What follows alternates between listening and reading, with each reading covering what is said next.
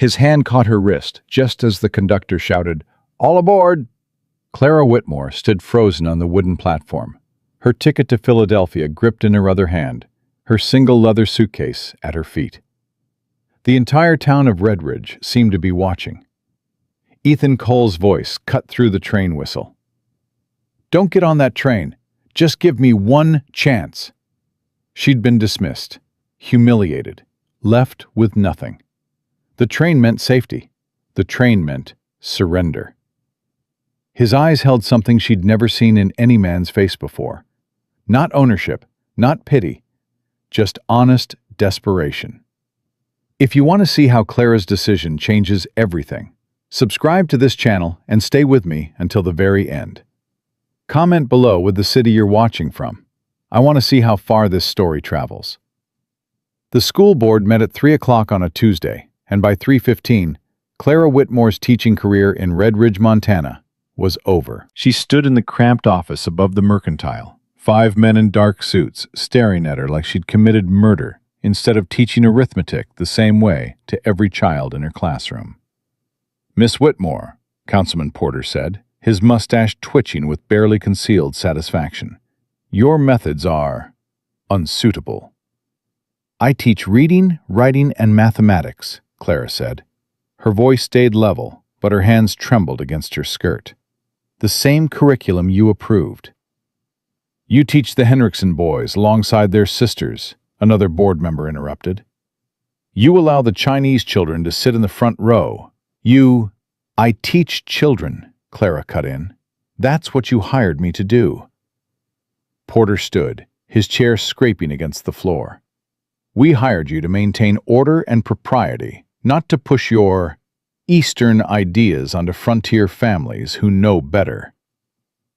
"Eastern ideas," Clara repeated slowly. "Like the alphabet?" "Like define the natural order of things." The words hung in the dusty air. Clara felt something inside her crack. Not break, but fracture along a line that had been forming since she'd arrived in Redridge 6 months ago. With her teaching certificate from Philadelphia and her head full of certainty that the frontier needed educated women. She'd been wrong about what the frontier wanted. "I defended Anna Liang when Bobby Pritchard called her a slur," Clara said quietly. "I told the class that in my schoolroom, every child deserves respect. If that's grounds for dismissal, then I suppose we have nothing more to discuss." Porter's face reddened. "You embarrassed Bobby's father in front of the entire town.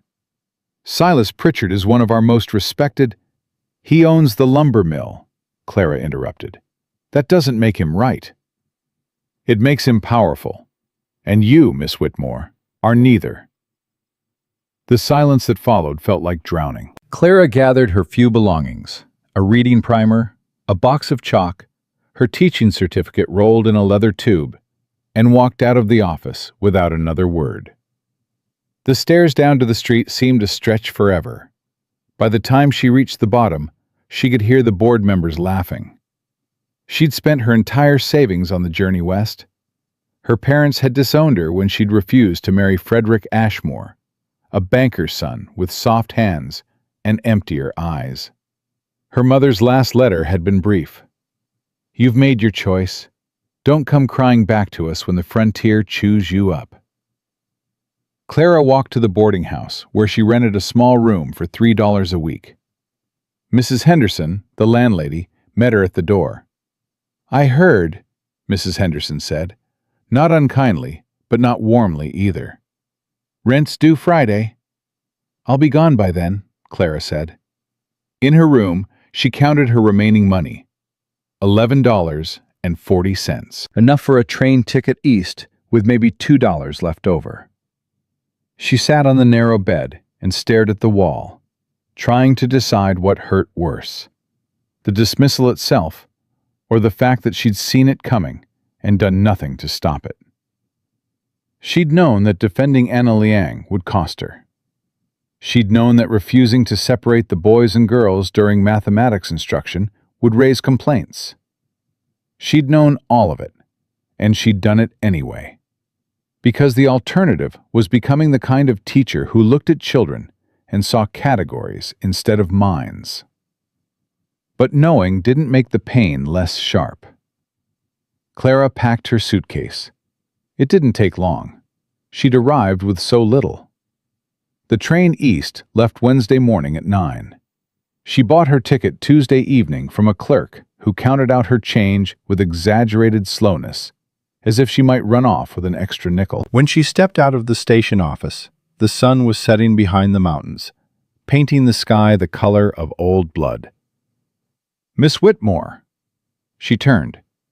Ethan Cole stood a few feet away, hat in his hands. She'd seen him around town, a ranch hand who worked the coal property north of Redridge, quiet and broad-shouldered, and somehow separate from the other cowboys who spent their wages on whiskey and card games. He'd attended the autumn social at the church, where Clara had been introduced to half the territory and promptly forgotten by most of it. Ethan had asked her to dance once. She'd said yes. He'd been surprisingly graceful for a man who spent his days on horseback, and when the music ended, he'd thanked her and walked away without trying to press his advantage. She'd thought about that dance more than once in the months since. "Mr. Cole," she said now, trying to keep her voice steady. "I heard what happened." He turned his hat in his hands, looking uncomfortable. "I'm sorry." "Don't be. It's done." "It's not right." "A lot of things aren't right, Mr. Cole. That doesn't change them." He looked at her for a long moment, and Clara had the unsettling feeling that he could see straight through her practiced composure to the raw fear underneath. "You're leaving," he said, not a question. "Tomorrow morning." "Going back to Philadelphia?" "I don't have anywhere else to go." "You could stay here." The words were quiet, but they hit Clara like a physical blow. She actually took a step backward. "Stay here?" she repeated. "The town just made it very clear they don't want me." "The school board doesn't speak for everyone." "They speak for everyone who matters." "They don't speak for me." Clara felt something dangerous flicker to life in her chest, something that felt dangerously close to hope. She crushed it immediately. "I appreciate the sentiment, Mr. Cole, but I can't stay in Redridge without employment, and no one's going to hire the troublesome teacher who embarrassed the school board. There's other work." "Like what? Cooking? Cleaning? Taking in laundry?" The bitterness in her voice surprised her. "I didn't come west to scrub floors." "I know." Ethan's voice was gentle. "You came to teach, and you're damn good at it." "How would you know?" "I watched you with the students after church. The way the Hendrickson girl looks at you like you hung the moon. The way young Tommy Patterson finally learned to read because you sat with him every day after school, even though his father never paid you extra. People notice these things, Miss Whitmore, even if the school board doesn't." Clara's throat tightened. "It doesn't matter anymore." "It matters to me." "Why?" The question came out sharper than she'd intended, but Ethan didn't flinch. "Because I've spent my whole life watching good people get ground down by bad ones," he said quietly. "And I'm tired of staying silent while it happens." "Then speak up at the next town meeting. Tell them they're wrong." "But I'll be on a train by then, so it won't help me much." She regretted the words the moment they left her mouth. Ethan didn't deserve her anger. But he absorbed it without complaint, just stood there turning his hat in his hands like he was trying to work out a difficult problem. "What if you had a reason to stay?" he asked finally. "What reason could possibly—" "Me." The single word stopped Clara cold. "You," she repeated slowly. "I know we barely know each other. I know I'm just a ranch hand with more ambition than sense. But I'm asking you to give me a chance. Give this a chance. Don't get on that train tomorrow. Stay in Redridge. Let me court you properly. And if after a few months you still want to leave, I'll buy you a ticket myself and wish you well." Clara stared at him, her heart hammering against her ribs. "You can't be serious." "I've never been more serious about anything in my life." "Mr. Cole." "Ethan, please." "Ethan," she said, his name feeling strange on her tongue. "You don't even know me." "I know enough. I know you're brave. I know you're smart. I know you stood up for what's right even when it cost you everything. That's more than most people ever do." "That's not enough to build a life on." "Maybe not, but it's a start." Clara wanted to laugh. She wanted to cry. She wanted to grab him by the shoulders and shake him until he understood how ridiculous this was. A man she'd danced with once, spoken to maybe half a dozen times, offering her a reason to stay in a town that had just rejected her. But underneath the absurdity, she felt something else. Something that terrified her more than the school board's condemnation, or her parents' disappointment, or the long journey back to a city where she'd never belonged. She felt possibility. "I can't," she said, but her voice wavered. "Why not?" "Because I don't need to be rescued. I don't need someone to swoop in and fix my problems. I came west to prove I could make my own way, and I failed. Going back east at least preserves some dignity." "Going back preserves nothing," Ethan said, his voice suddenly fierce. "It just means they won.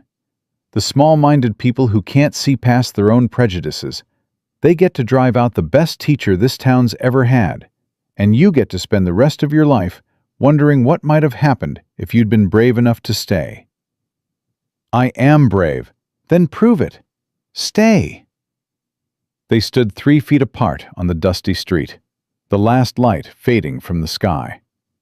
Somewhere a dog barked, a door slammed, the normal sounds of a frontier town settling in for the night. Clara looked at Ethan's face, really looked at it. She saw desperation there, yes, but not the desperate need to possess that she'd seen in Frederick Ashmore's eyes when he'd proposed marriage. This was different. This was a man who saw something worth fighting for and refused to let it slip away without at least trying. "If I stayed," she said slowly, "it wouldn't be because you ask. It would be on my terms." Something like relief flickered across Ethan's face. "Whatever terms you want." "I find my own work. I don't depend on you or anyone else for my survival." "Agreed." "If I change my mind, if I decide this was a mistake, you let me leave. No arguments, no guilt, no trying to convince me otherwise." "Agreed." "And we do this properly. No expectations, no assumptions. You court me like a gentleman, and we see where it leads. But I make no promises." "I wouldn't want you to." Clara took a shaky breath. "Then I suppose I need to ask the station master for a refund." The smile that broke across Ethan's face was like sunrise. "Thank you," he said quietly. "Don't thank me yet. I might still ruin your life." "I'll take that risk." That night, Clara lay awake in her boarding house room, staring at the ceiling and wondering if she'd just made the bravest decision of her life, or the most foolish. Wednesday morning came. 9 o'clock arrived and passed. The train left for Philadelphia without her. Clara stood in the boarding house parlor with her suitcase at her feet and her refunded ticket money in her pocket, feeling unmoored. Mrs. Henderson had agreed to let her stay another week, but after that, she'd need to find work or find somewhere else to live. The door opened. Ethan stepped inside, looking slightly nervous. "I wasn't sure you'd actually stay," he admitted. "Neither was I." "Do you regret it?" "Ask me in a week." He smiled. "Fair enough. I thought maybe we could start with breakfast. There's a cafe down the street." "I can't afford cafe breakfasts, Mr. Cole." "Ethan, and it's my treat." "That violates our agreement. I don't depend on you, remember?" It's breakfast, not a mortgage. Can we call it friendly hospitality? Clara felt herself smile despite everything. I suppose that's acceptable. They walked to the cafe together, and Clara felt every eye in town following them. She could practically hear the whispers, the disgraced teacher and the ranch hand. How predictable. How pathetic. But when they sat down and Ethan asked about her teaching methods, genuinely asked, like he wanted to understand why she'd structured her lessons the way she had, Clara found herself talking. Really talking, in a way she hadn't since arriving in Redridge. I wanted them to see each other as equals, she explained, not as boys and girls, or ranchers' children and immigrants' children, just as students learning together. Makes sense to me, Ethan said. The school board called it radical. The school board thinks anything invented after 1850 is radical. Clara laughed, and it felt like breaking free from something. They talked through breakfast and into the late morning. Ethan told her about the ranch, not as a hired hand, as it turned out, but as the owner. His father had died 2 years ago, leaving him a modest spread and a pile of debt. He'd worked himself nearly to death paying it off, and now he was slowly building something bigger. I want to create a place where people are treated fairly, he said. Ranchers who work for me get decent wages and days off. Families can build homes on my land if they want. Nobody gets pushed around because of where they came from or what they believe. That sounds expensive, Clara said carefully. It is, but some things are worth the cost. She studied his face and saw the same stubborn idealism that had gotten her fired. It should have worried her. Instead, it made her feel less alone. I need to find work, she said abruptly. Real work, not charity. Do you have any suggestions? Ethan considered. Most places won't hire you. Not after what happened with the school board. I know, but there's someone who might not care about that. Who? Mrs. Liang, Anna's grandmother. She runs a laundry business with her daughter, and they're always short-handed. It's hard work, but honest. Clara remembered Anna, quiet, brilliant Anna, who'd sat in the front row and absorbed every lesson like she was starving for knowledge. The girl whose defense had cost Clara everything. Will she even speak to me? Clara asked.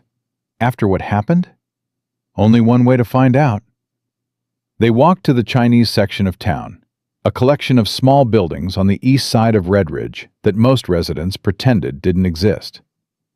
The laundry occupied a narrow storefront, with steam rising from the windows. Mrs. Liang answered Ethan's knock. She was tiny, white-haired, with eyes that seemed to see straight through Clara's carefully maintained composure.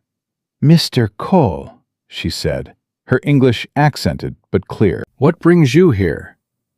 Mrs. Liang, this is Miss Whitmore, I know. She turned to Clara. You taught my granddaughter. Yes, ma'am, until yesterday.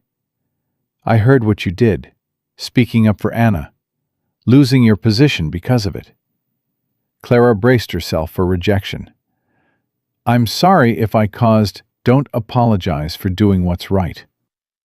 There's little enough of that in this world. Mrs. Liang studied her for a long moment. Why are you here? I need work. Ethan, Mr. Cole suggested you might need help. I need help every day. But most people won't work here. They think it's beneath them. I don't care what people think. You should care a little. It makes life easier. I tried making life easier. It didn't suit me. Something that might have been approval flickered across Mrs. Liang's face. The work is hard. Your hands will crack and bleed. The steam burns. You'll smell like soap and sweat. When do I start? Mrs. Liang smiled, a real smile, warm and unexpected. Tomorrow morning, 5 o'clock. Clara's heart leapt. Thank you so much. Don't thank me yet. First week is trial. If you can't keep up, you're gone. I'll keep up. As they walked back toward the boarding house, Clara felt something she hadn't experienced in months. Hope mixed with purpose. Thank you, she said to Ethan. I didn't do anything. You did everything. He looked at her, and Clara saw something in his eyes that made her breath catch. But he just tipped his hat and said, I'll see you tomorrow evening, if you're not too tired. I'll make time. That night, Clara lay awake again. But this time, instead of wondering if she'd made a mistake, she was planning, thinking, imagining a future that didn't involve boarding a train back to failure. Redridge had rejected her, but Clara Whitmore wasn't done fighting yet. 5 o'clock came faster than Clara expected. She arrived at the laundry in darkness, her hands already cold despite the mild October weather. Mrs. Liang was waiting, steam already rising from the enormous washing tubs in the back room. You're on time, Mrs. Liang said. That's more than most manage. Clara's first day lasted 14 hours. Her arms burned from lifting wet sheets. Her hands cracked from the lye soap. The steam made breathing feel like drowning, and by noon she'd scalded her left wrist badly enough that Mrs. Liang had to wrap it in clean cloth. You can leave, Mrs. Liang said, not unkindly. No shame in admitting this isn't for you. Clara plunged another load of linens into the scalding water. I'm not leaving. By week's end, she'd learned to move through the rhythm of the work. Wash, wring, hang, press, fold, deliver. Mrs. Liang's daughter, May, worked beside her without speaking much. But Clara caught the woman watching her with something that might have been respect. On Saturday evening, Ethan came to walk her back to the boarding house. Clara's hair hung limp with sweat, her dress soaked through, her hands raw and bleeding in places. You look terrible, he said. Thank you. That's exactly what every woman wants to hear. I mean, you look exhausted. Are you sure this is— Don't finish that sentence, Clara interrupted. I'm fine. Your hands are bleeding. They'll heal. They walked in silence for a moment. Then Ethan said quietly, You don't have to prove anything to me. I'm not proving anything to you. I'm proving it to myself. He nodded slowly. Fair enough. But maybe let me buy you dinner? You look like you haven't eaten today. Clara's stomach growled, betraying her. Fine, but I'm paying you back next week. We'll argue about that later. Over stew and bread at the cafe, Clara finally let herself relax. Her whole body ached, but it was honest pain, the kind that came from working, not from being dismissed or diminished. Mrs. Liang said I can stay on, she told Ethan. Permanent position, if I want it. That's good news. It's brutal work, but it's mine. You sound almost happy about it. Clara considered. I think I am. For the first time since I left Philadelphia, I'm doing something that actually matters. Those clothes I'm washing, they belong to miners who need them clean for Sunday church. Ranchers' wives who don't have time to do it themselves. Mrs. Liang serves people the rest of this town ignores, and now I'm part of that. The school board doesn't know what they gave up when they let you go. The school board will never admit they made a mistake. Probably not, but mistakes have consequences, whether they admit them or not. 3 weeks into her new position, Clara started noticing patterns. Mrs. Liang's business ran smoothly, but it was small, confined to the Chinese section of town and a handful of customers willing to cross that invisible boundary. Why don't you advertise to the mining camps? Clara asked one morning while folding sheets. Mrs. Liang looked up sharply. Mining camps? There are 3 within 10 miles of Redridge. Those men need laundry service, and from what I've heard, they're paying ridiculous prices for someone to ride out once a week and collect their clothes. They won't do business with Chinese laundry. They will if we don't advertise it as Chinese laundry. We advertise it as Red Ridge Laundry Service. Fast, affordable, reliable. May stopped working. You would do that? Pretend we're not— I'm not pretending anything, Clara interrupted. I'm expanding your customer base. The work is the same, the quality is the same. We're just making it easier for people who are too prejudiced to see past their own ignorance. Mrs. Liang's eyes narrowed. You have experience with this kind of strategy?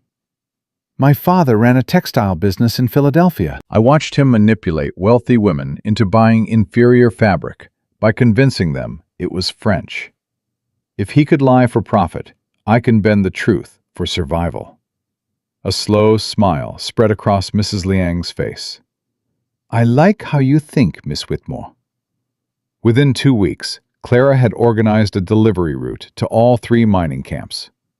She printed flyers on cheap paper: Red Ridge Laundry, professional service, fair prices, and convinced Ethan to distribute them when he sold cattle to the camps. The miners responded immediately. Orders tripled, then quadrupled. Mrs. Liang hired 2 more workers. May started smiling. And Clara discovered she had a talent for business that her teaching certificate had never revealed. But success brought attention. Harold Whitaker owned the largest silver mine in the territory. He also owned the land office, controlled the town council through carefully placed bribes, and had his fingers in every profitable venture within 50 miles of Red Ridge. He did not appreciate competition he hadn't approved. Clara first met him in early November, when he walked into the laundry without knocking. He was tall, well-dressed, with a kind of smile that never reached his eyes. "Miss Whitmore," he said, looking around the steamy workspace with obvious distaste. "I've heard interesting things about you." Clara set down the shirt she was pressing. "Mr. Whitaker, to what do we owe the honor?" "Just wanted to meet the woman who's been causing such a stir. Dismissed from teaching, now running laundry routes to my mining camps. Quite the career trajectory." "Honest work is honest work." "Indeed, though I have to wonder, does Mrs. Liang know you're using her business to promote yourself?" "I'm promoting the business. Mrs. Liang benefits from every customer we gain." "Of course." Whitaker's smile widened. "I'm sure your intentions are pure, but you should know, Miss Whitmore, that certain people in Red Ridge are beginning to wonder if you're more trouble than you're worth." "Certain people like you?" "Like concerned citizens who value stability and tradition." "Meaning people who profit from keeping others down?" The smile vanished. "Be very careful, Miss Whitmore. Red Ridge may seem like a lawless frontier town, but it has a social order. Those who disrupt that order tend to find life uncomfortable." "Is that a threat?" "It's friendly advice, from someone who's lived here long enough to know how things work." He left without another word. Clara's hands were shaking. Mrs. Liang emerged from the back room. "He's dangerous," she said quietly. "I noticed." "He drove out the last person who challenged him, a rancher who tried to organize workers for better wages. Whitaker had him arrested for cattle theft. The man left town before the trial." "Was he guilty?" "No one knows. But Whitaker owns the sheriff, so guilt doesn't matter much." That evening, Clara told Ethan what had happened. They were sitting on the boarding house porch, the autumn air finally cool enough to need a shawl. "You need to be careful," Ethan said, his voice tight with worry. "I'm always careful." "Clara, I'm serious. Whitaker doesn't make idle threats. If he's warning you off, it's because you're cutting into something he controls." "The laundry business?" "No. His control over who succeeds in this town. He decides which businesses thrive, which ranchers get access to railroad contracts, which families get to build homes on decent land. You're succeeding without his permission. That makes you dangerous to him." Clara pulled her shawl tighter. "What should I do? Give up? Let him win?" I'm not saying that. I'm saying we need to be smart about this. We? Ethan looked at her, his expression serious. You think I'm going to let you face Whitaker alone?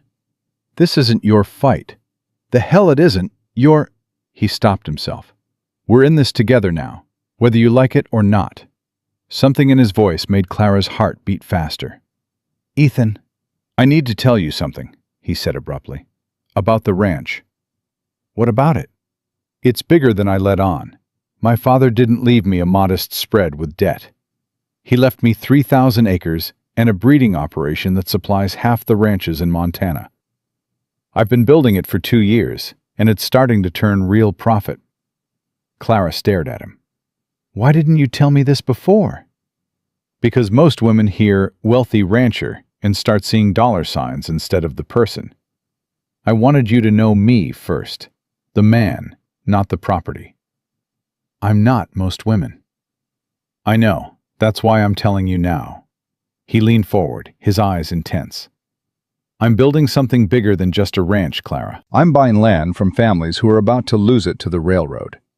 I'm offering work to immigrants who can't get hired anywhere else. I'm creating a place where people are judged by their character, not their last name or where they came from. That sounds expensive. It is, and it makes powerful people nervous. People like Whitaker, who profit from desperation and division.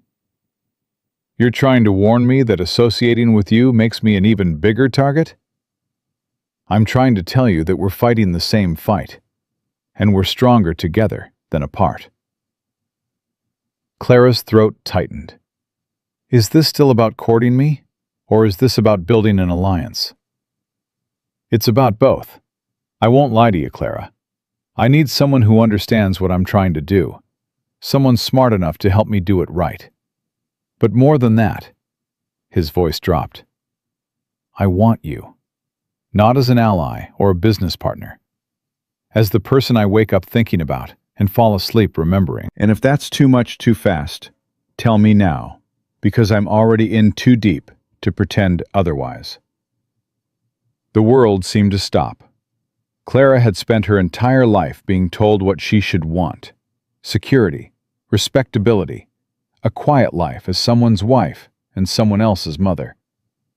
No one had ever looked at her the way Ethan was looking at her now, like she was both the answer to a question and the question itself. I don't know what to say, she whispered. Say you'll keep giving me chances. That's all I'm asking. You're asking for more than that. Maybe, but I'm patient. Before Clara could respond, Mrs. Henderson appeared in the doorway. Miss Whitmore, there's someone here to see you. Clara stood, grateful for the interruption and frustrated by it in equal measure. Who? Says his name is Silas Pritchard. Every muscle in Clara's body went rigid. Silas Pritchard, the lumber mill owner whose son Clara had disciplined, whose complaint had started the chain of events leading to her dismissal. Tell him I'm not available. I don't think that's wise, Miss Whitmore. He's insistent. Ethan was already on his feet. I'll come with you. No, this is my problem. Clara, please, I need to handle this myself. She walked into the boarding house parlor. Silas Pritchard stood by the fireplace, his expensive suit looking out of place in the modest room. He was a large man, used to getting his way through intimidation and money. Miss Whitmore, he said coldly, we need to talk. I can't imagine what we have to discuss, Mr. Pritchard. You've been spreading poison about my family. Clara's heart hammered, but she kept her voice level. I have no idea what you're talking about. Don't play stupid. My wife tried to hire Mrs. Liang's laundry service last week. Do you know what happened? Mei Liang told her the service was too busy to take new clients. But somehow you found time for the Henriksen family. And the Pattersons. Every family whose children you taught, every family who supported you after your dismissal, suddenly has access to services that my family is denied. Mrs. Liang decides which clients to accept. I don't control. You absolutely control it. Pritchard stepped closer. You're using that laundry as a weapon, punishing families who didn't support you, rewarding those who did. It's petty and vindictive, and I won't stand for it. The accusation hung in the air, and the terrible thing was, Clara couldn't entirely deny it. She had suggested prioritizing certain families. She had made sure that people who defended her received better service than those who'd called for her dismissal. She'd told herself it was about efficiency and loyalty. But Pritchard had just named it for what it was. Revenge. "Get out of my boarding house," she said quietly. Not until you agree to stop this vendetta. I'm not conducting a vendetta. I'm running a business. You're playing games with people's livelihoods, and if you continue, I'll make sure Harold Whitaker knows exactly how you're operating. He takes a very dim view of people who manipulate commerce for personal gain. As opposed to people who manipulate it for profit, I'm sure Whitaker will be shocked. Pritchard's face reddened. You have no idea who you're crossing, Miss Whitmore. No idea at all. He left, slamming the door hard enough to rattle the windows. Clara stood frozen in the parlor, her hands shaking. She heard Ethan's footsteps behind her. What did he want? Ethan asked. To tell me I've made powerful enemies. You already knew that. Yes, but hearing it out loud makes it real. She turned to face him. Ethan, maybe I should leave. Go somewhere else. Start over where nobody knows me. No. You don't understand. If I stay, this gets worse. Whitaker and Pritchard won't just threaten me. They'll come after Mrs. Liang. They'll come after you. Everyone who's helped me will stand with you. Because that's what decent people do. Decent people get crushed by powerful ones. That's how the world works. Not in the world I'm building. Ethan took her hands gently, careful of her cracked skin. You told me once that you came west to prove you could make your own way. Well, you're doing it. You're succeeding in spite of everyone who tried to stop you. Don't give up now because some bully made threats. This is more than threats. I know, which is why you need people on your side. People who won't back down when things get hard. Clara looked at their joined hands and felt something crack open inside her chest. Not breaking, but opening. Letting something in that she'd spent years keeping out. Why are you doing this? She whispered. Why do you care so much? Because I'm falling in love with you, Ethan said simply. And I think you might be falling in love with me, too. And that terrifies both of us. But it's happening anyway, so we might as well stop fighting it. The words should have scared her. Instead, they felt like coming home. I don't know how to do this, Clara admitted. How to let someone in. How to trust that you won't... Won't what? Hurt you? Disappoint you? I can't promise I won't. I'm human, Clara. I'll make mistakes. But I can promise I'll never stop trying to be worthy of you. She kissed him. It wasn't planned, or proper, or anything her Philadelphia upbringing would have approved. But standing in that drafty boarding house parlor, with her hands raw from work and her future uncertain, Clara kissed Ethan Cole like he was the only solid thing in a shifting world. When they broke apart, he was smiling. Does this mean you're giving me another chance? He asked. It means I'm tired of pretending I don't want this. Good, because I'm tired of being patient. They spent the next hour talking, really talking, about his plans for the ranch, her ideas for expanding the laundry, the kind of community they both wanted to build in a territory that seemed determined to crush anyone with vision. It was past midnight when Ethan finally left. Clara climbed the stairs to her room, exhausted and exhilarated, and more afraid than she'd been since leaving Philadelphia. She'd just made herself a larger target. Pritchard would report back to Whitaker. The threats would escalate. But for the first time in her life, Clara wasn't facing the storm alone. The next morning, she arrived at the laundry to find Mrs. Liang waiting with a grim expression. "What's wrong?" Clara asked.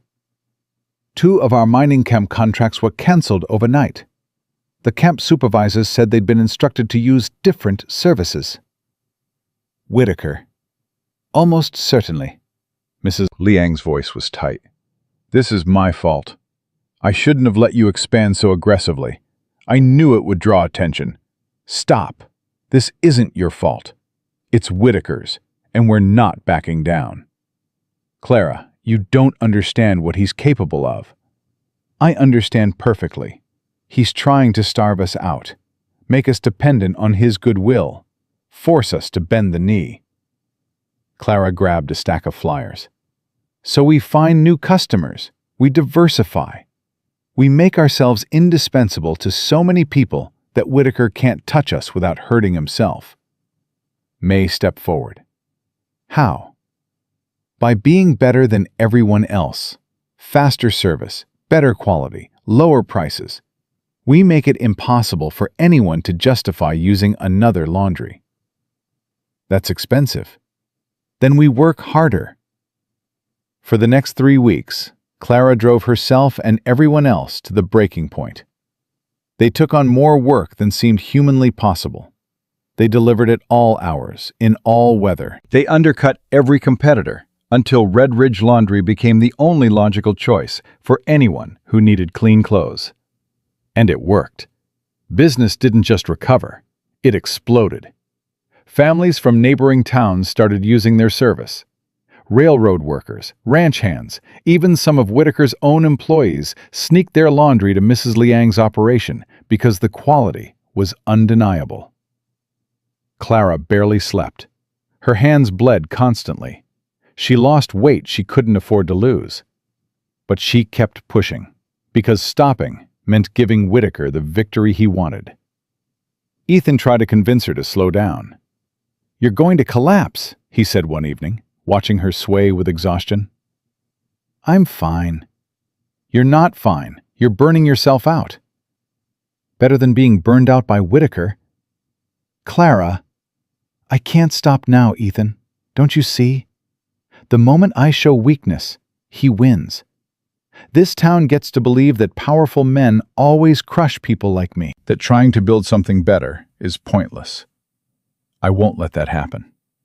He pulled her close, and she let herself sag against him. "You're the strongest person I've ever met," he said quietly. "But even the strong need rest."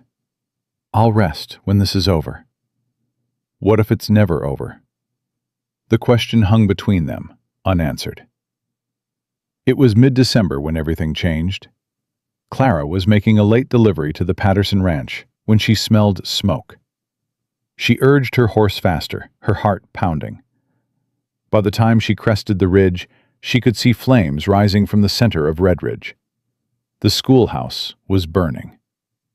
She didn't remember the ride back to town. One moment she was staring at flames, consuming the building where she'd taught for 6 months. The next, she was dismounting in front of a crowd gathered in the street, smoke thick enough to taste. "There she is!" someone shouted. Clara pushed through the crowd. The schoolhouse was beyond saving. The roof already collapsed, walls buckling inward. Men with buckets worked to keep the fire from spreading to nearby buildings, but nobody was trying to save the school itself. "Where's the fire brigade?" Clara demanded. "Busy protecting the buildings that matter," a voice answered. Harold Whitaker stepped out of the crowd, his face grim, but his eyes sharp with satisfaction. "Unlike this one." "What are you talking about? The school matters to everyone." "The school was set on fire deliberately, Miss Whitmore, and we all know who's responsible." The accusation hit Clara like a physical blow. "You think I think you've been stirring up trouble since you arrived in Red Ridge. I think you've been using that laundry business to divide this town along ethnic lines. And I think when decent people finally stood up to your manipulation, you decided to strike back." "That's insane." "Is it?" Whitaker's voice rose, carrying to the whole crowd. "You were fired from this school for insubordination. You publicly defied the school board. You've been running a business that discriminates against upstanding families while favoring immigrants and troublemakers. And now, conveniently, the school burns down the same week I warned you about your conduct." Clara's mind raced. "I was making a delivery to the Patterson Ranch. I have witnesses." "You could have paid someone. One of your Chinese laundry friends, perhaps. They'd do anything for you, wouldn't they? Seeing as how you've made them so much money." The crowd was murmuring now, ugly suspicions spreading like the smoke still rising from the ruins. "Harold, that's enough!" Ethan's voice cut through the noise. He appeared at Clara's side, his jaw tight. "You have no proof. I have a burned school and a woman who's been causing problems for months. That's proof enough for most people." Sheriff Morrison pushed forward, his hand resting on his gun belt. Clara had never trusted the sheriff. Everyone knew Whitaker paid him more than the town did. "Miss Whitmore," Morrison said, his voice carrying false authority, "I'm going to need you to come to the office and answer some questions." "She's not going anywhere with you," Ethan said flatly. "That's not your decision, Cole." "It is when you're operating on Whitaker's orders instead of evidence." Morrison's face reddened. "You're awful protective of someone who might be an arsonist." "I'm protective of someone being railroaded by a corrupt lawman and the man who pays his salary." The crowd gasped. Nobody talked to the sheriff that way. Nobody challenged Whitaker that openly. Clara grabbed Ethan's arm. "Don't," she whispered. "You'll just make it worse. It can't get worse than this." But he was wrong. Silas Pritchard stepped forward, his face twisted with anger. "My son Bobby says he saw Chinese men near the school last night, around 11 o'clock, carrying something that could have been kerosene." "Bobby's a liar who got disciplined for bullying," Clara shot back. "You'd trust his word over a dismissed teacher who's been plotting revenge? Yes, I absolutely would." More voices joined in. People Clara had never spoken to, families who'd resented the laundry's success, men who'd lost business when Mrs. Liang undercut their prices. The accusations piled up, each one more absurd than the last, until Clara felt like she was drowning. "Enough!" Mrs. Liang's voice rang out. The elderly woman pushed through the crowd, May right behind her. "Clara Whitmore did not burn this school. She would never—" "Of course you'd defend her," Whitaker interrupted smoothly. "She's made you wealthy. But ask yourself, Mrs. Liang, did she ever tell you how she was using your business? How she was turning away good Christian families to favor her supporters?" "That's a lie," Clara said, but her voice sounded weak even to herself, because it wasn't entirely a lie. Mrs. Liang looked at her, and Clara saw the question in her eyes. "Clara, I prioritized certain customers. People who'd been kind when others weren't. But I never—" "You discriminated," Whitaker said triumphantly. "You weaponized commerce. You turned this town against itself. And when that wasn't enough, you struck at the one institution that represented everything you claimed to value." "No," Clara's voice cracked. "I would never hurt the school. Never. Those children, the education they deserved, that's all I ever cared about." "Then why is it burning?" someone shouted from the crowd. Clara had no answer. The truth, that she'd been nowhere near the school, that she'd spent the entire evening making deliveries, seemed pathetically inadequate against the weight of accusation pressing down on her. "She needs to leave," Pritchard announced. "Tonight, before she causes more damage." The crowd roared agreement. Clara felt the mob mentality taking hold, rational thought disappearing into fear and anger, and the human need to blame someone for tragedy.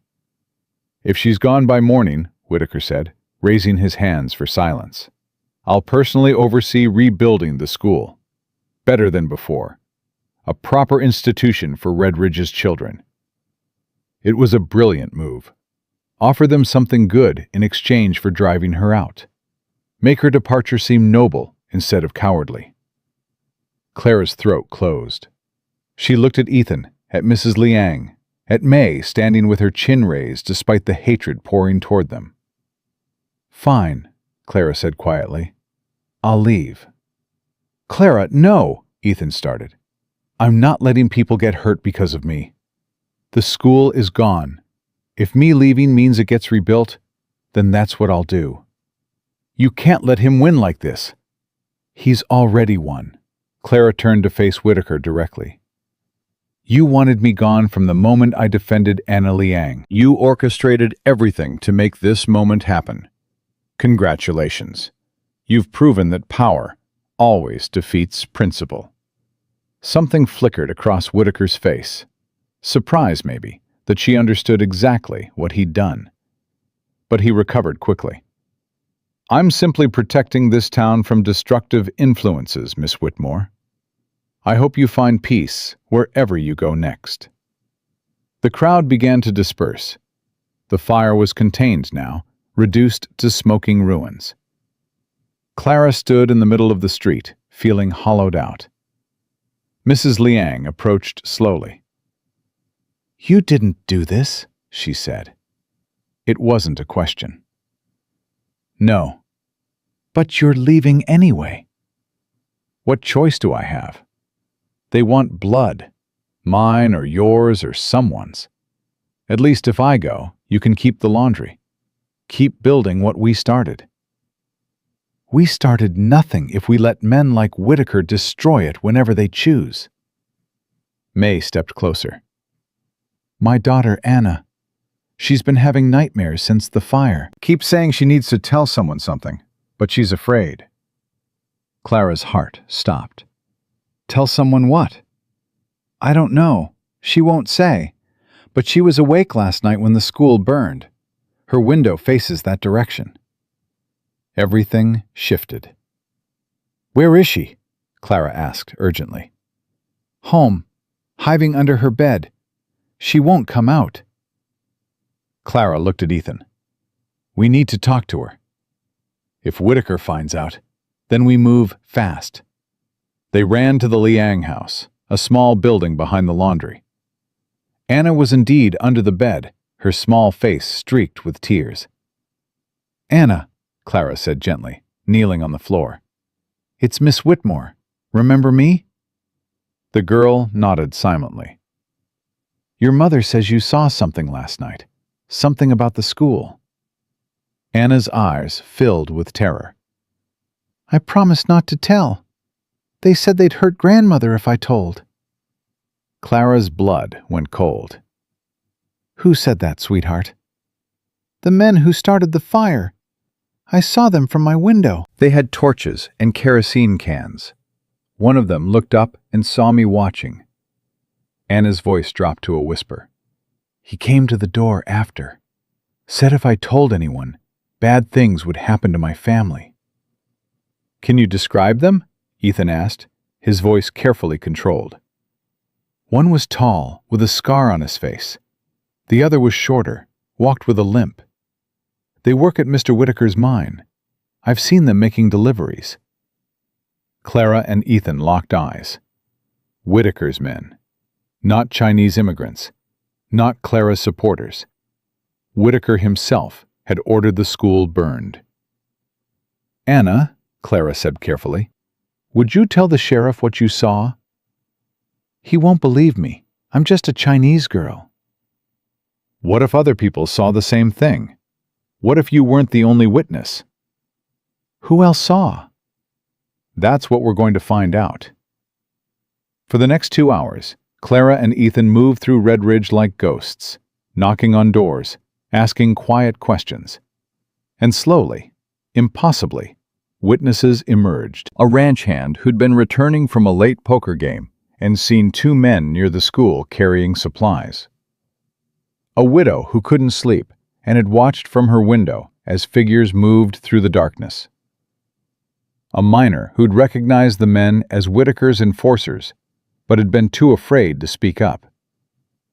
None of them had come forward. Fear of Whitaker's retribution kept them silent. But Clara was leaving anyway. What did they have to lose now? By midnight, they had 6 witnesses. Not enough to convince everyone, but enough to plant doubt. "We bring this to the sheriff," Ethan said. "Morrison works for Whitaker. He'll bury it." "Then we make sure Whitaker can't bury it. We bring the witnesses to the saloon tomorrow morning. Make them testify in front of everyone. Force Morrison to act." Clara shook her head. "These people will be in danger. Whitaker will retaliate." "Not if enough people stand with them. Not if the whole town hears the truth at once. That's a risk. Everything worth doing is a risk." Ethan grabbed her hands. "You taught me that. You risked everything to defend Anna Liang. You risked your reputation to build the laundry. You risked your heart to give me a chance. Now it's everyone else's turn to risk something for what's right." Clara looked at the faces of the people who'd agreed to testify. Ordinary people. Scared people. People who could lose everything if this went wrong. But they were here anyway. "Tomorrow morning," she said. "First light. We gather everyone in the street before Whitaker knows what's happening." They spent the rest of the night preparing. Ethan rode to his ranch and returned with a dozen of his most trusted workers. Mrs. Liang spread word through the Chinese community. Even Tommy Patterson's father, the rancher whose son Clara had taught to read, showed up with a grim expression and a loaded rifle. "Heard you're making a stand," he said simply. "Figure it's past time someone did." Dawn broke cold and clear. Clara stood in the middle of Red Ridge's main street, her witnesses gathered around her, facing the growing crowd of curious townspeople. She was exhausted, terrified, and more certain of herself than she'd ever been. Harold Whitaker appeared, flanked by Sheriff Morrison and Silas Pritchard. He took one look at the gathering, and his expression darkened. "What's this?" he demanded. "The truth," Clara said. Her voice carried across the street. "About who really burned the school." "We already know who." "Anna Liang, tell everyone what you saw." The little girl stepped forward, trembling, but her voice was clear. "I saw 2 men set fire to the school. Men who work at Mr. Whitaker's mine. One threatened my grandmother if I told anyone." Whitaker's face went pale, then red. "That's absurd. A child's imagination." "I saw them too," the ranch hand interrupted. "Around 11:30. Recognized Tom Blake and Marcus Hall, both on Whitaker's payroll." One by one, the witnesses spoke. Each testimony added another crack to Whitaker's facade of righteousness. The crowd's mood shifted. Uncertainty replaced anger. People who'd been ready to drive Clara out started looking at Whitaker with suspicion instead. "This is a coordinated attack," Whitaker said, his voice rising. "She's paid these people to lie." "I didn't pay anyone," Clara said coldly. "But I wonder, did you pay Tom Blake and Marcus Hall? Were they following orders when they burned down the school? Or did they act on their own initiative to help you solve a problem?" "You have no proof. Then let's ask them." Ethan's voice rang out. "Where are Blake and Hall this morning? Funny how they're nowhere to be found." Morrison stepped forward, his hand on his gun. "That's enough. This is slander against a respected businessman." "It's testimony from multiple witnesses," Ethan shot back. "Are you refusing to investigate because you're afraid of what you'll find? Or because Whitaker pays you to look the other way?" The crowd murmured. Morrison's hand dropped from his gun, uncertainty crossing his face. For the first time, he seemed to realize that protecting Whitaker might cost him more than it gained. "I want Blake and Hall brought in for questioning," someone shouted. Clara recognized him, a merchant who'd lost business to the laundry, but who'd always been fair. "If they're innocent, they can say so themselves." "Agreed," another voice called. More joined in. The momentum Clara had felt building all morning suddenly crystallized into something unstoppable. Whitaker saw it too. His expression shifted from anger to calculation. "This is mob rule," he said, trying to regain control. "We don't make decisions based on gossip and accusations. We have processes, laws." "Laws you control," Clara interrupted. "Processes you manipulate." "But you can't manipulate the truth, Mr. Whitaker. And the truth is that you burned the school to frame me. You wanted me gone badly enough to destroy the one thing this town actually needed. Prove it." "I will." Clara pulled a folded paper from her pocket, a delivery receipt from the Patterson Ranch, time-stamped and signed. "I was 20 miles from town when the school burned. Multiple people saw me. Meanwhile, your men were seen at the school with kerosene and torches. So either everyone's lying except you, or you ordered the fire and blamed me for it." The silence was absolute. Then someone at the back of the crowd shouted, "I saw Blake yesterday. He had burns on his hands. Said it was from the forge, but what if—" "And Hall left town last night," another voice added. "Sudden-like. His wife said he got urgent business elsewhere." The cracks became fissures. The fissures became chasms. And Whitaker's carefully constructed empire of fear began to crumble. "Sheriff Morrison," Ethan said clearly, "you have a choice. Investigate this properly, or explain to federal marshals why you refused when you had multiple witnesses and fleeing suspects." Morrison looked at Whitaker, then at the crowd, then back at Whitaker. Clara could see the calculation happening. Loyalty to a paymaster versus self-preservation. Self-preservation won. I'll send deputies to find Blake and Hall," Morrison said reluctantly. "Ask them some questions." "Not good enough," Clara said. "I want a formal investigation. I want every witness interviewed, and I want Whitaker's mine operations examined to see if he's been using company resources to intimidate people and destroy property." "Now wait just a minute," Whitaker started. "No, you wait." Clara stepped closer to him, close enough to see the rage in his eyes. "You've controlled this town through fear and money for years. You decide who succeeds and who fails, who gets justice and who gets crushed. But you made a mistake when you came after me. Because I don't scare easily, and I don't give up." Brave words from someone who was ready to run last night. "I was ready to run to protect other people. But those people are standing with me now, and there's nothing you can do to all of us without revealing exactly what kind of man you really are." Whitaker's mask finally cracked. Pure hatred flashed across his face. "You think you've won?" he hissed, low enough that only Clara could hear. "You think this changes anything? I own this town. I own the sheriff, the council, the railroad contracts. You're a dismissed teacher with no money and no future. And when this moment passes, when people remember that stability matters more than principles, I'll still be here, and you'll still be nothing." Clara smiled, a real smile, fierce and certain. "Maybe," she said quietly, "but at least I'll be nothing with a clear conscience. Can you say the same?" She turned to address the crowd. "Mr. Whitaker believes power makes him untouchable. He thinks fear is stronger than truth. I say we prove him wrong. I say we build a town where teachers aren't punished for defending children, where businesses aren't destroyed for hiring immigrants, where justice means something more than whoever can pay the most."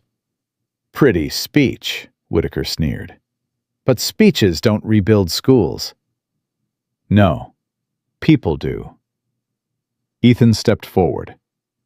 "I'm donating land on my ranch for a new school. Anyone willing to help build it, come find me." "I'll supply lumber at cost," the merchant who'd spoken earlier announced. "My workers will help with construction," Tommy Patterson's father added. More voices joined in. Offers of materials, labor, time. The town that had turned against Clara 12 hours ago was now rallying around the very principles Whitaker had tried to destroy. Clara watched it happen, her throat tight with emotion. This was what she'd come west for. Not to teach in a building, but to help build something worth believing in. Whitaker saw it too, and for the first time since Clara had met him, he looked uncertain. "This isn't over," he said, but his voice lacked conviction. "Yes," Clara said, "it is." He left without another word. Morrison and Pritchard followed, though Pritchard glanced back once with something that might have been grudging respect. When they were gone, the crowd erupted. People surrounded Clara, offering congratulations, apologies for doubting her, promises of support. It was overwhelming and exhausting, and more than she'd ever hoped for. Ethan found her in the chaos. "You did it," he said. "We did it." "Clara," she kissed him, right there in the middle of the street, in front of God and Redridge and anyone who cared to watch. When they broke apart, Ethan was grinning like sunrise. "Does this mean you're staying?" he asked. "It means I'm done running from people who need me, and people who need me to stay." The celebration lasted maybe 10 minutes before reality set in. Clara stood in the center of a crowd that had just witnessed her expose Harold Whitaker, Montana's most powerful mine owner, as an arsonist and a liar. They'd rallied to her defense. They'd promised to help rebuild the school. But promises made in the heat of righteous anger had a way of evaporating when people remembered they still had to live in the same town as the man they'd just defied. Clara saw it happening, the shift from solidarity to uncertainty. People exchanging glances, remembering that Whitaker controlled the railroad contracts, that he owned half the commercial buildings in Redridge, that crossing him might feel good in the moment, but could cost them everything tomorrow. "We should get started on the school plans," Ethan said, his voice cutting through the nervous silence. "My ranch foreman can survey the best location this afternoon." Nobody responded. Tommy Patterson's father cleared his throat. "About that lumber I offered, I need to check my inventory, make sure I can spare it." "Of course," Clara said, her stomach sinking. The merchant who'd demanded Whitaker's investigation suddenly remembered urgent business elsewhere. The volunteers who'd pledged labor began making excuses. Within 20 minutes, the crowd had dispersed, leaving Clara, Ethan, Mrs. Liang, and May standing in an empty street. "They're afraid," May said quietly. "They should be," Mrs. Liang replied. "Whitaker doesn't forgive public humiliation." "So what do we do?" Clara asked. "Pretend this morning didn't happen? Go back to being invisible?" "We build the school anyway," Ethan said firmly, "with or without them." "With what resources? You heard them backing out." "I have timber on my land. I have workers. We don't need the town's permission to do what's right." Clara wanted to believe him, but she'd seen this pattern before, in Philadelphia, when her father's competitors had banded together to freeze him out of the textile market. Isolated resistance never won against coordinated power. "It's not enough," she said. "Even if we build a school on your ranch, Whitaker will make sure no one sends their children there.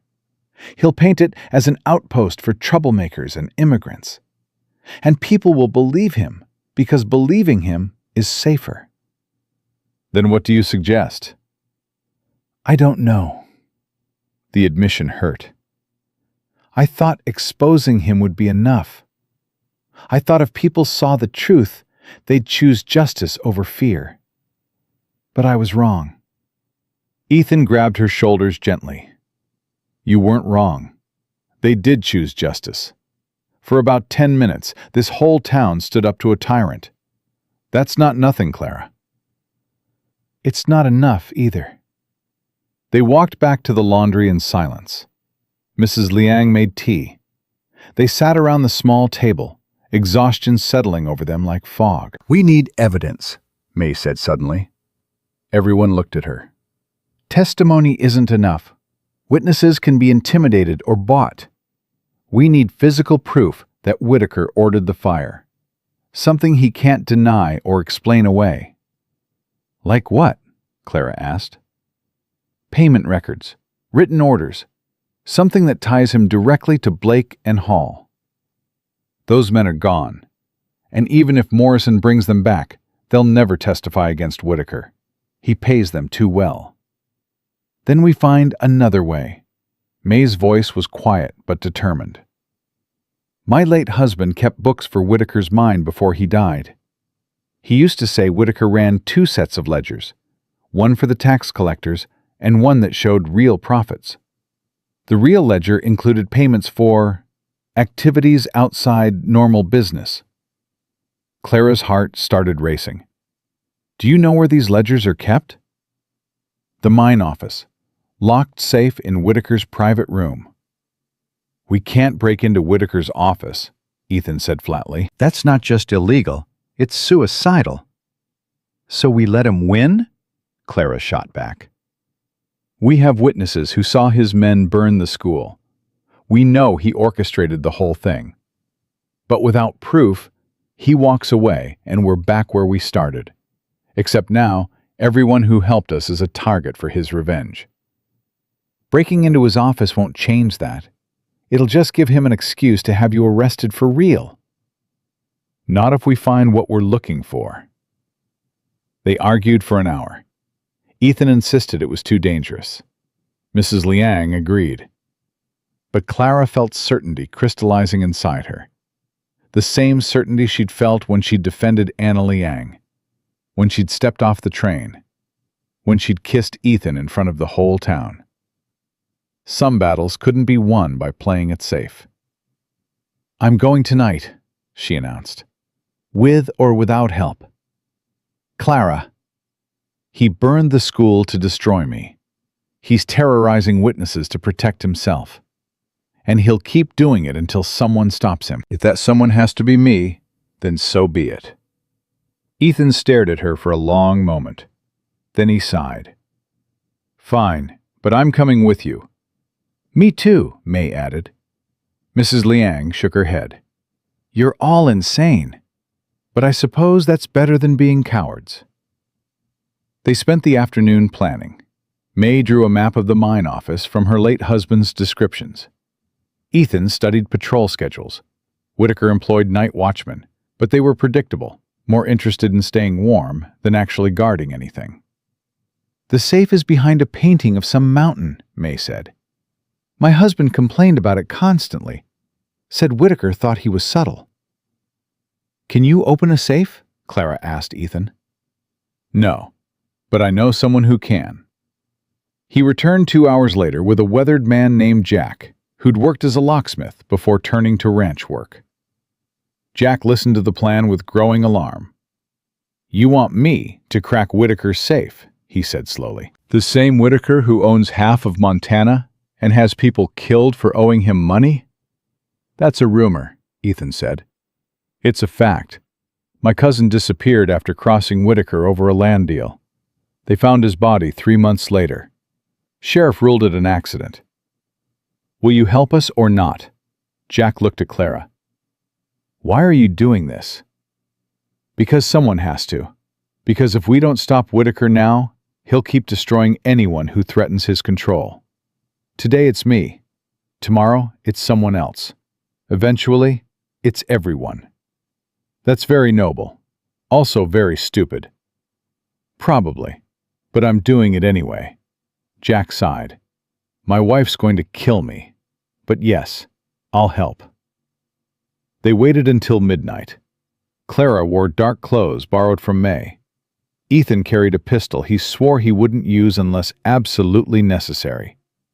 Jack brought his tools, wrapped in cloth, to muffle any noise. The mine office sat at the edge of town, a squat building with barred windows and a single guard making rounds every 30 minutes. They watched from the shadows as he passed, then moved quickly to the back entrance. Jack had the door open in 90 seconds. Inside, the office smelled like tobacco and old paper. Ethan lit a small lantern, keeping the light low. May's map led them to Whitaker's private room. Door locked, but Jack made short work of that too.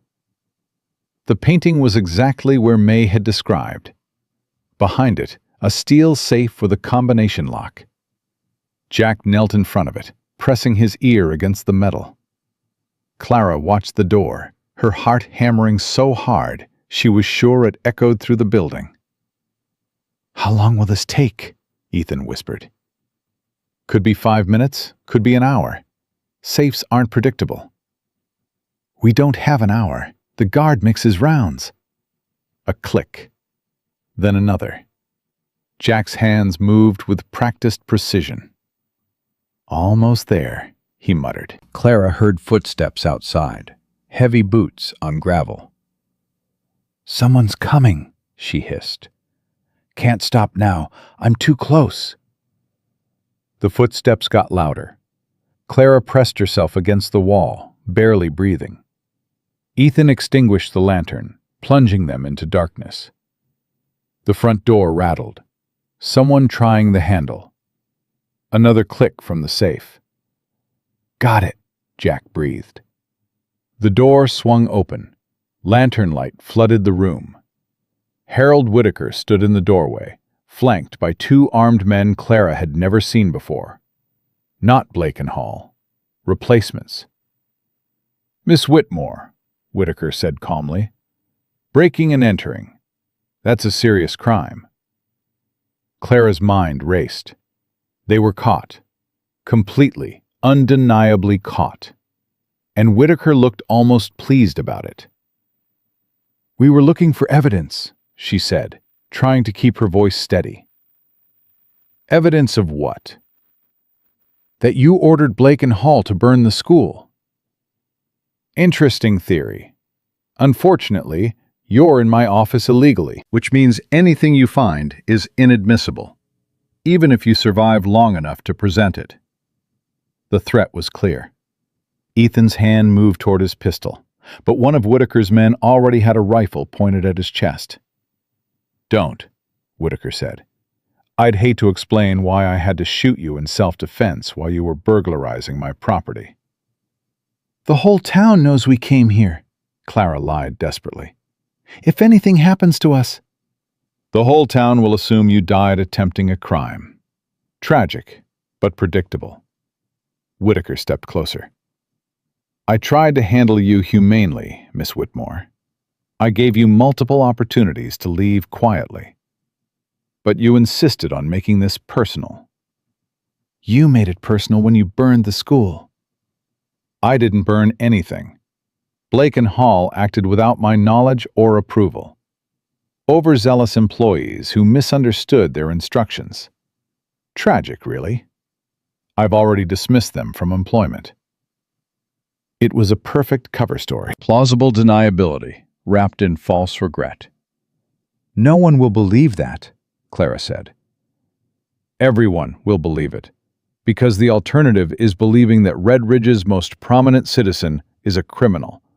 And people don't want to believe that. It makes them feel unsafe." He was right. Clara knew he was right.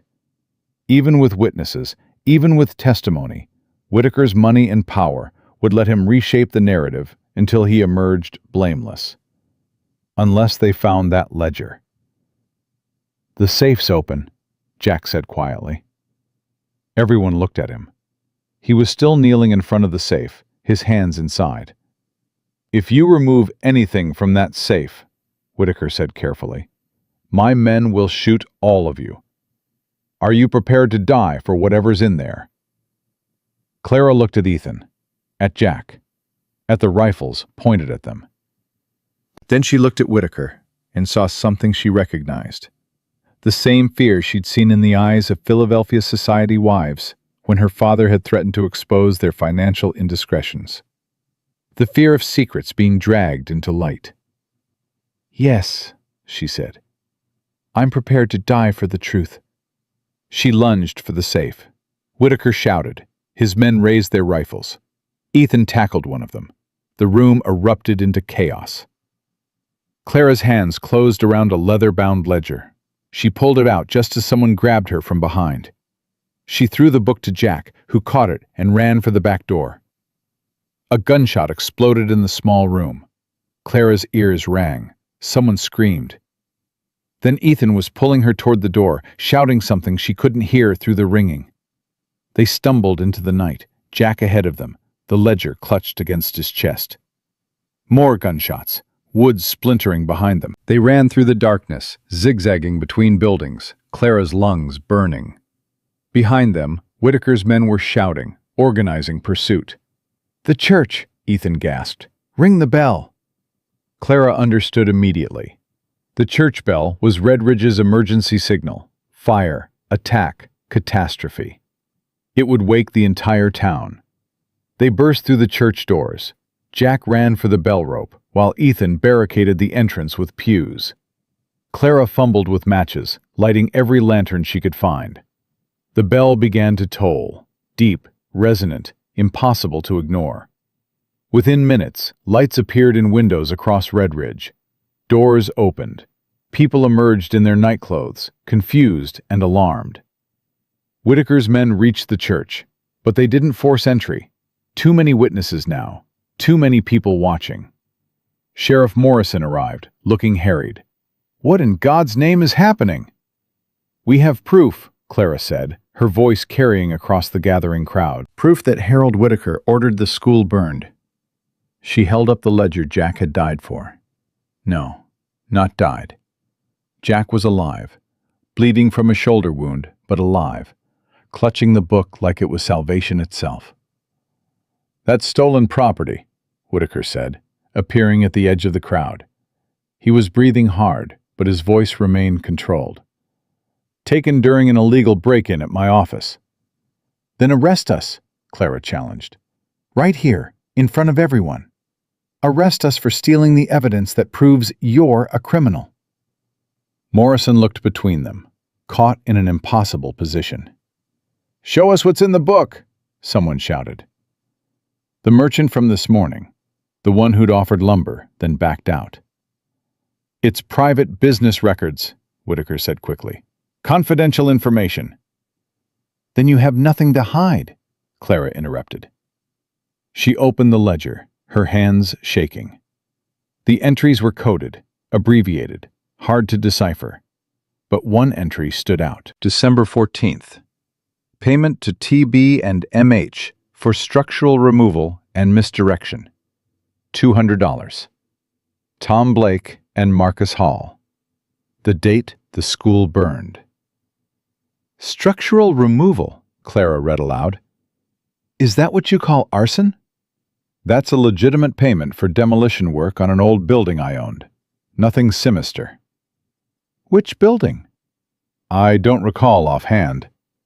"Because it doesn't exist," Clara pressed. "You paid Blake and Hall $200 on the same night the school burned. The same night witnesses saw them with kerosene and torches. The same night they threatened Anna Liang into silence." "Coincidence, misunderstanding. You're twisting innocent business transactions." "Then explain this." Clara flipped pages, finding more entries. "Monthly payments to Sheriff Morrison, labeled security consultation. Is that what we're calling bribes now?" Morrison's face went white. The crowd was murmuring now, anger building. Clara could feel the momentum shifting again. Not the hot, emotional surge of this morning, but something colder and more dangerous. The anger of people realizing they'd been manipulated. "You've controlled this town through fear and corruption," Clara said, her voice rising. "You've decided who succeeds and who fails. You've used your money to buy law enforcement and silence opposition. And when a school teacher dared to treat all children equally, you burned down the school and tried to blame her for it. That's slander. It's truth, and everyone here knows it." Whitaker's composure finally cracked. "You self-righteous hypocrite. You came to Red Ridge pretending to be a noble teacher, but you're just another troublemaker who can't accept that the world has a natural order. People like me maintain civilization. People like you destroy it with your naive idealism." "Civilization?" Clara's laugh was bitter. "You call this civilization? A town where children are denied education based on their ethnicity, where business owners are extorted into compliance, where anyone who challenges corruption is threatened or driven out? I call it reality. And reality doesn't care about your pretty principles, Miss Whitmore. It rewards the strong and punishes the weak. I've built everything I have by understanding that simple truth." "Then watch how fast you lose it," Clara said quietly, "when people remember that they outnumber you." The silence that followed was profound. Whitaker looked at the faces surrounding him. People he'd controlled through economic pressure, intimidation, carefully maintained fear. And for the first time, that control wavered. "Sheriff Morrison," Ethan said clearly, "you have evidence of arson, bribery, and conspiracy. Are you going to enforce the law, or are you going to confirm that Whitaker owns you completely?" Morrison's face worked through a dozen emotions: fear, anger, resignation. Finally, something that might have been relief. "Harold Whitaker," he said, his voice shaking, "you're under arrest for arson and corruption of public officials." Whitaker stared at him in genuine shock. "You can't be serious." "I'm done being your puppet. You're finished in this town. You understand that? Finished." "Maybe. But at least I'll be able to look my children in the eye." Morrison's deputies, clearly uncertain but following orders, moved toward Whitaker. For a moment, Clara thought he might resist. But he saw the faces of the crowd, saw the ledger in her hands, and understood that his empire had just crumbled. "This isn't over," he said as they led him away. "I have lawyers, resources. You haven't won anything." "We've won the truth," Clara replied. "That's enough for now." As Whitaker disappeared into the night, the crowd began to disperse. Some people approached Clara with apologies. Others avoided her eyes, ashamed of their earlier cowardice. A few, including the merchant and Tommy Patterson's father, stayed behind. "About that school," the merchant said gruffly, "my offer stands. Lumber at cost. And I'll help with construction myself." "Me too," Patterson added. "My boys deserve better than what we've been giving them." More people volunteered.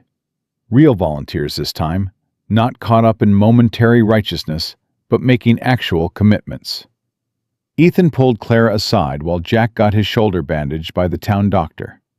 "You almost got us killed tonight," he said. "I know. You broke into Whitaker's office based on a guess and nearly sparked a gunfight in the middle of town." "I know. And somehow, impossibly, it worked." He was smiling now. "You're either the bravest person I've ever met, or the craziest. Can't I be both?"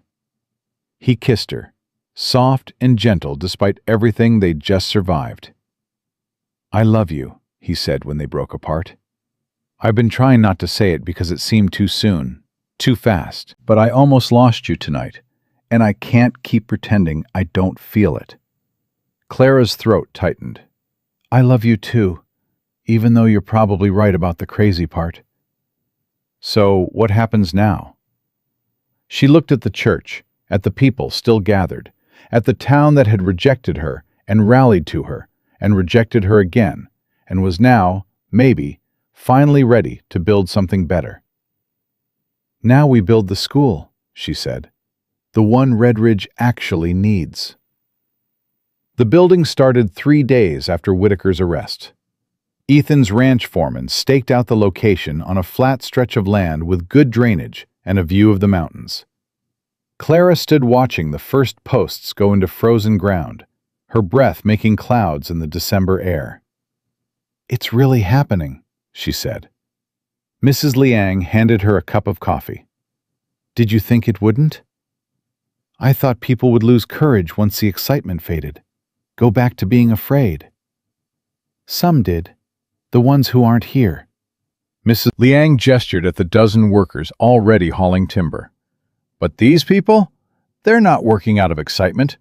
They're working because they finally see what's possible. The work was brutal. Winter made every task twice as hard. The ground fought the shovels. The lumber cracked in the cold. Men who'd promised to help showed up for a day or two, then disappeared back to their regular lives. But others stayed. Tommy Patterson's father worked every morning before heading to his ranch. The merchant supplied materials and helped with carpentry. Even Jack, still recovering from his shoulder wound, appeared to supervise the foundation work. "You saved my life in Whitaker's office," he told Clara. "Least I can do is help you build something worth living for." 2 weeks into construction, Sheriff Morrison came to the site.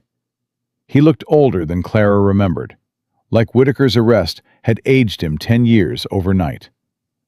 "Miss Whitmore," he said, hat in hand, "could we talk?" They walked away from the building noise. Morrison kicked at frozen dirt, clearly uncomfortable. "I wanted to apologize," he said finally. "For everything. For looking the other way when Whitaker threatened people. For almost arresting you when I knew you were innocent. For being the kind of lawman this town deserved to lose." "You arrested Whitaker in the end. That took courage." "It took shame. There's a difference." He looked at her directly.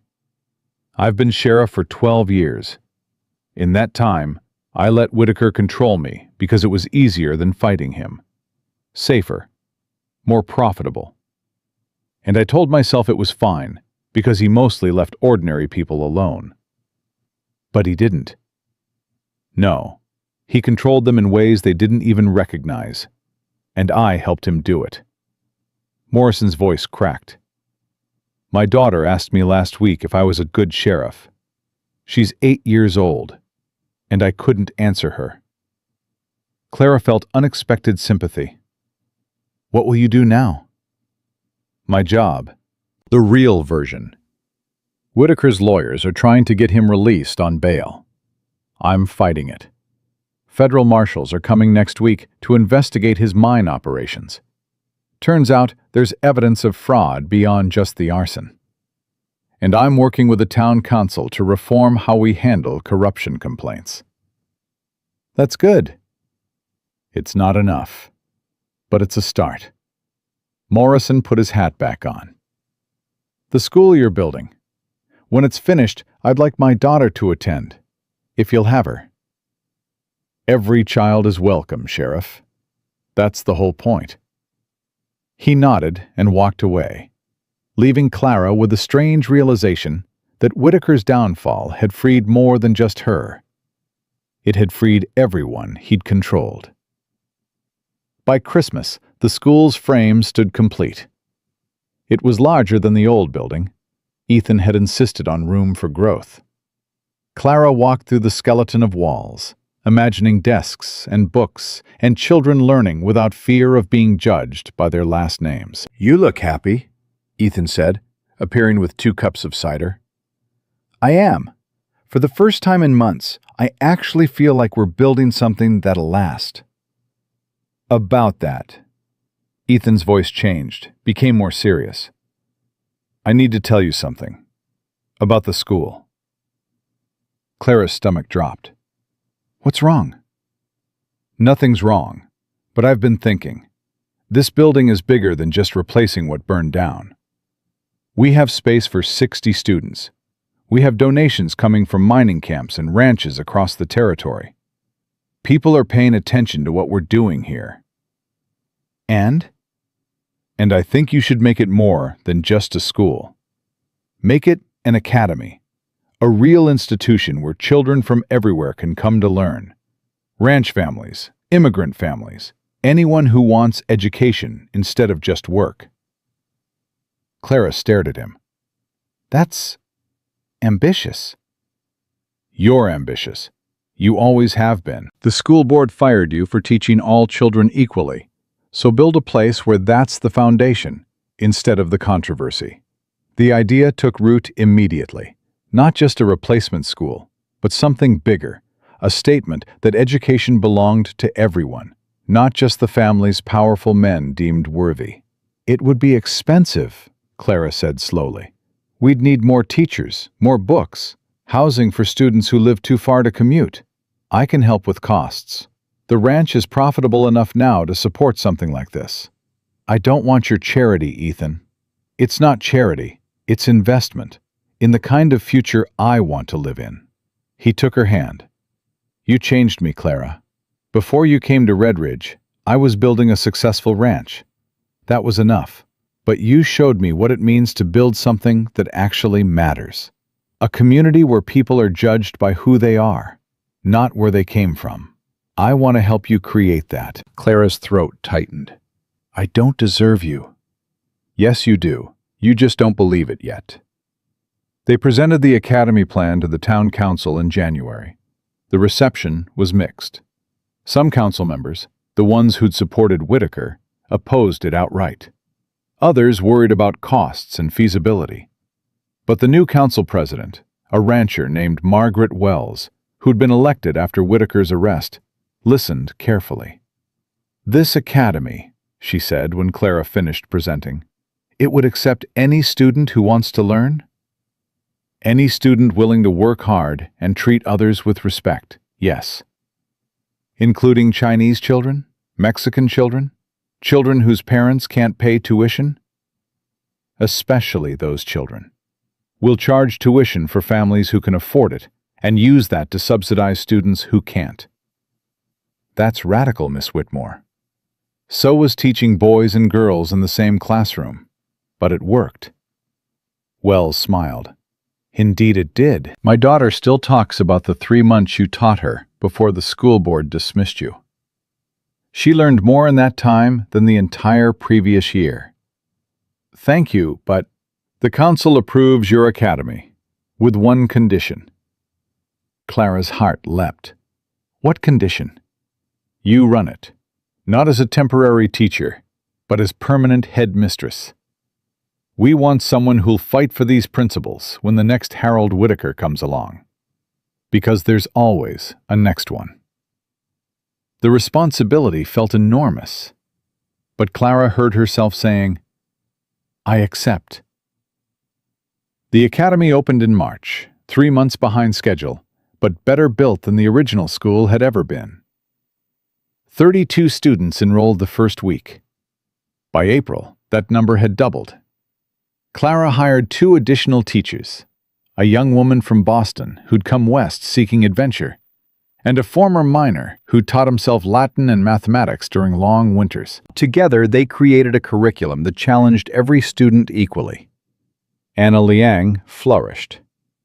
So did Bobby Pritchard, who turned out to be brilliant at mathematics once someone expected excellence from him instead of just compliance. Tommy Patterson started reading Shakespeare. A rancher's daughter discovered she had a gift for science. And Clara discovered that building something was infinitely more satisfying than fighting against what others had built. But satisfaction didn't mean everything was perfect. Whitaker's trial dragged on through spring. His lawyers were expensive and skilled. They argued that the ledger was inadmissible evidence obtained through illegal means. They claimed Blake and Hall had acted independently. They painted Whitaker as a victim of ambitious people trying to destroy a respected businessman.